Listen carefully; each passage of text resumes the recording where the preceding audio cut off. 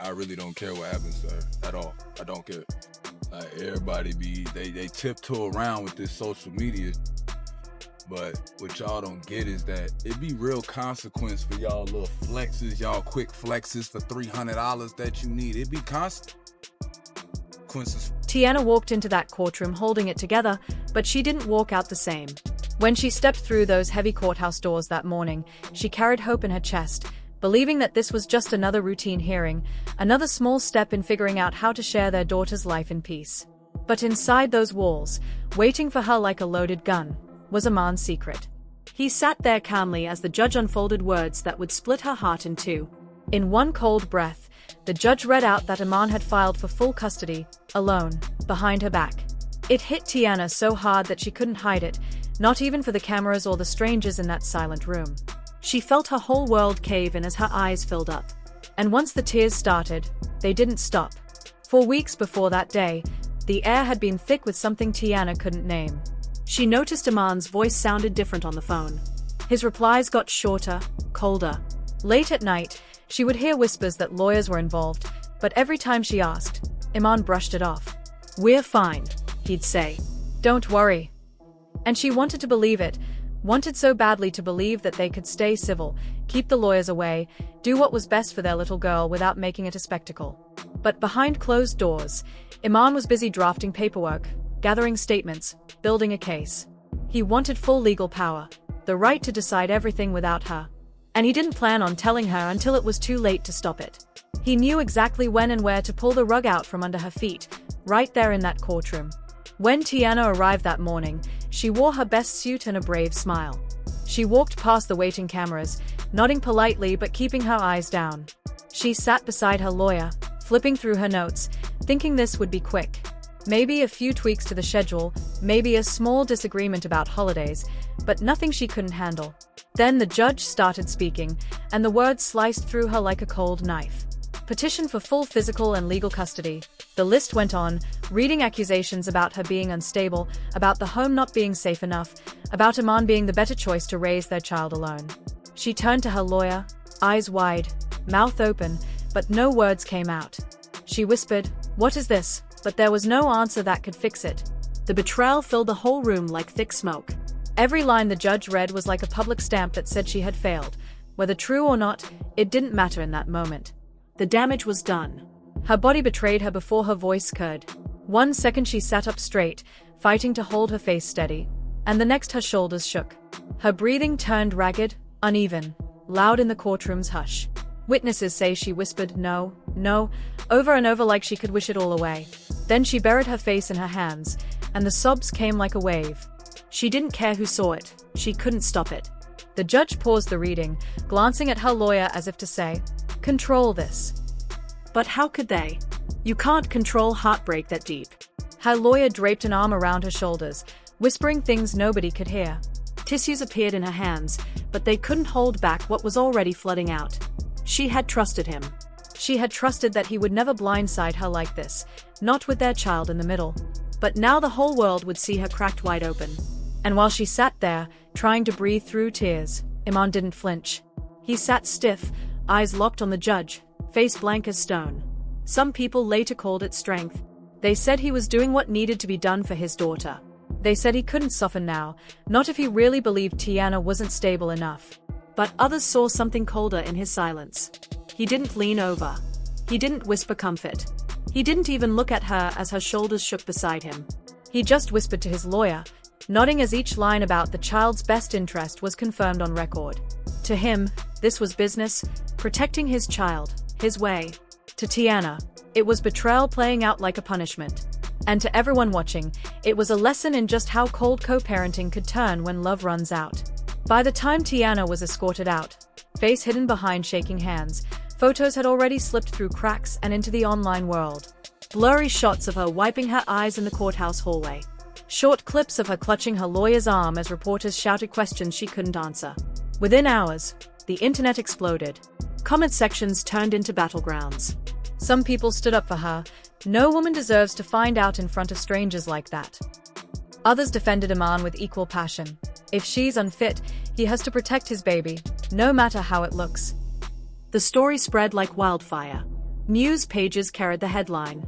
Reaction videos popped up, replaying her tears frame by frame. Guessing what came next? Everyone wanted to pick a side, but the truth was messier than any post could explain. That night, Teyana sat alone in a dimly lit living room and hit the record button. Her eyes were red, her voice barely there. She spoke straight to her phone, to the millions waiting for her side. "I trusted him," she whispered, wiping her nose with the back of her hand. "I trusted that he'd never do this to me, like this." She explained how she thought they were fine, how they'd promised each other that no matter what happened between them, they'd put their daughter first, together. "I would never blindside him. Not like this," she said, her words trembling like her hands. She asked her followers for prayers, for patience, for a little kindness when her world felt so cruel. And the comments poured in, hearts breaking with her, rage boiling for her, thousands of strangers offering comfort she couldn't find from the one person she needed it from most. Behind closed doors, her lawyer was already at work, preparing a countermotion. She wasn't going to sit back and let the narrative slip out of her control.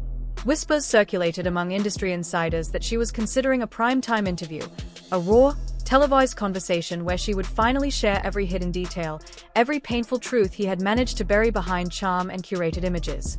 It wasn't about revenge, some said. It was about reclaiming her story. While the world speculated, her silence became a loaded pause, a moment of calculation before a possible media storm. But even as she weighed her next move, he made a different choice. Iman stayed quiet. No Instagram stories, no cryptic tweets, no photos of peaceful moments to counterbalance the chaos. There were no attempts at damage control through subtle PR tactics. Instead, he let his lawyer do the talking, releasing careful, measured statements that focused on the child's well-being, the value of stability, and the need to protect an innocent life from the whirlwind of public opinion. He spoke about the importance of a stable home, about routines and consistency, about the emotional needs of a child suddenly caught in a storm she didn't ask for. But even these carefully worded statements felt like firewood tossed into a blaze. Every word was scrutinized, every sentence dissected by strangers who believed they knew the truth. Still, he didn't waver. He chose silence, not weakness but strategy, a refusal to let the world into his grief, his confusion, his fury. And yet, that silence screamed. It said he was standing his ground. It said he was not going to unravel in front of cameras, no matter how many times they showed her crying, no matter how often old photos of the happy family were used to stir emotion. His quiet became its own narrative, one of control and distance. But with both parents silent or filtered through legalese, the story took on a life of its own. The collapse of what was once a private, fragile family now played out like a reality show for the masses. Their daughter's name, once lovingly guarded from the public, began trending on social media. Blurry, pixelated images of her started resurfacing, taken from long-forgotten posts, zoomed in and shared endlessly. Fan pages began to dissect their lives like episodes in a series, debating who the child should live with, who was right, who was wrong.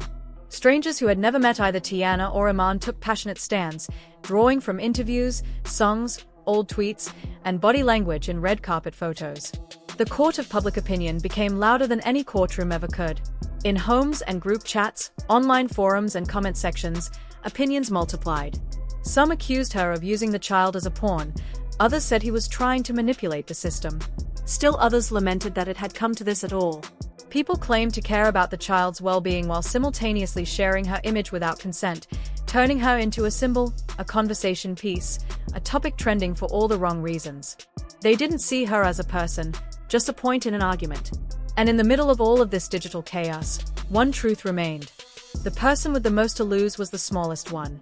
One legal filing, that cold, emotionless piece of paper, had set everything in motion. One unexpected ambush in court, one betrayal behind the scenes, and now the entire foundation of trust between two parents was fractured. Whatever they had built, whatever promises they had once made, lay scattered like broken glass, sharp and dangerous. The courtroom wasn't just a legal battlefield, it had become an emotional war zone.